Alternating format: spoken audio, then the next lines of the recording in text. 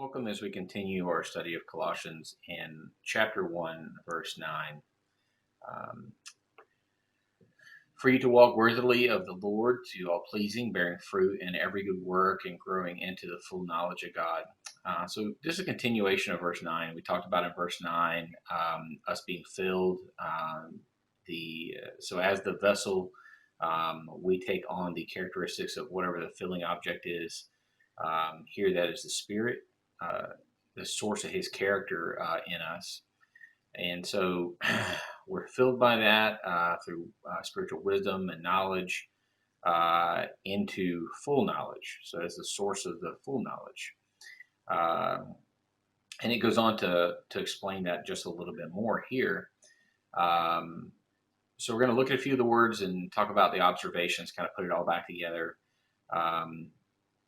The first observation is that Paul has he's observed the first sanctification, that they're saved, and now he's praying for their second sanctification. So this is the process that he's discussing here of second sanctification.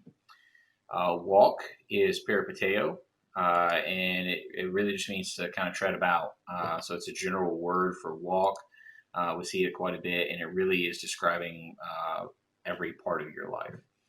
So it's not just a Christian walk, for example, it is your entire life. So that term gets thrown around a little bit, and just be careful how you use that. It's really your entire life. Pleasing is eriskia, and it really is not just please, but it's also the desire to please. Work is ergon, and it's a pretty common word, and you'll see it in various other places as well. It really is anything that yields some kind of product. That could be by hand, it could be from the mind. Anything that yields a product is going to be considered work.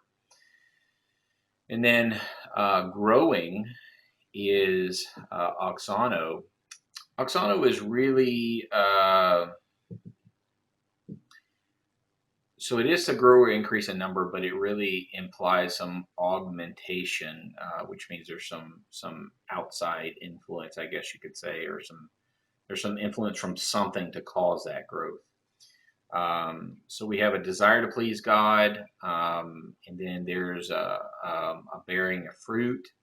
The foundation for this was the spiritual wisdom and understanding, and then you do some good work.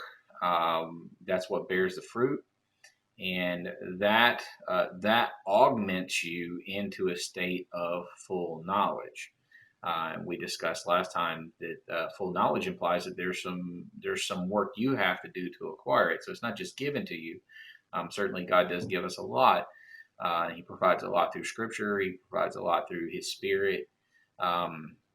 And his character in us. It helps us to understand Scripture. But you have to then put that knowledge into application. You have to test that knowledge. And through that process, that is really what brings you to the full knowledge. So your application this coming week is to look at God's character. So you think love, compassion, those things, and apply those things to the people around you. Do those things to the people around you,